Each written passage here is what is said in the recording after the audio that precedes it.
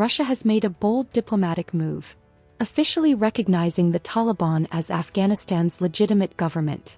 And now the world is watching China. On Thursday, Afghan Foreign Minister Amir Khan Muttaqi confirmed that Russia had formally accepted the Taliban's credentials.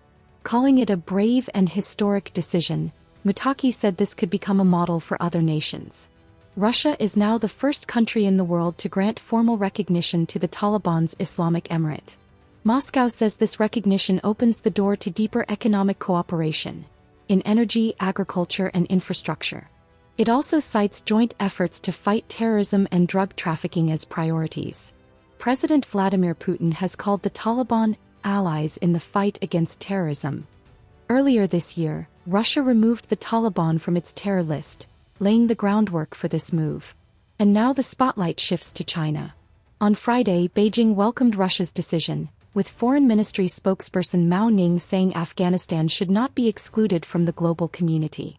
Mao Ning reiterated China's commitment to friendship with the Afghan people, but stopped short of formal recognition. Though China hasn't recognized the Taliban yet, it maintains open diplomatic ties, with embassies operating in both countries, and a Taliban ambassador in Beijing. Chinese Foreign Minister Wang Yi said Beijing is willing to be good neighbors to both Afghanistan and Pakistan, pledging to watch and help each other, during a trilateral meeting held in Beijing. 我们愿意同包括阿富汗、巴基斯坦在内的所有的周边国家相互尊重的好邻居，守望相助的好朋友，也成为互利共赢的好伙伴。 Analysts say Beijing's strategic interests, from protecting Belt and Road investments to curbing extremism near Xinjiang, and tapping into Afghanistan's mineral wealth, could tip the balance. But Western nations remain silent. The Taliban's return in 2021 led to a rollback of rights, especially for women and girls, a key reason why most of the world refuses to recognize them. Afghan female students have in the past expressed their disappointment and outrage over the Taliban's recent decision to suspend medical education for women, demanding the Amirat Islami reopen the doors of the institutes to access education and healthcare. Footage captured from Afghanistan reveals empty classrooms at the Afghanistan Institute of Health Science in Mazar-i-Sharif city, where only male students were permitted to attend lectures.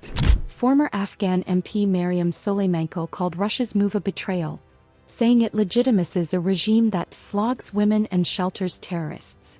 Another former lawmaker, Fawzia Kufi, warned that such recognition without reform could worsen Afghanistan's instability and pose threats beyond its borders.